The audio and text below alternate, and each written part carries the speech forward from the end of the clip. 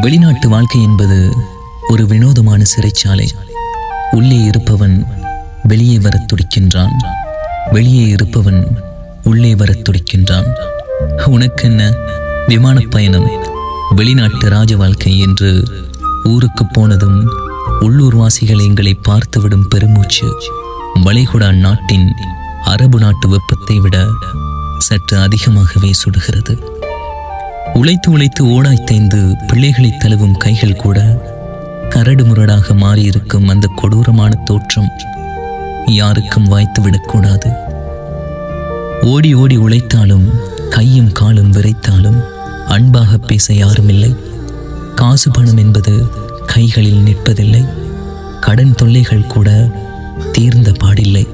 சொன்னாலும் இதை யாரும் நம்புவதும் இல்லை. பிறந்த குழந்தைக்கு ஒரு வயது ஆன பின்னும்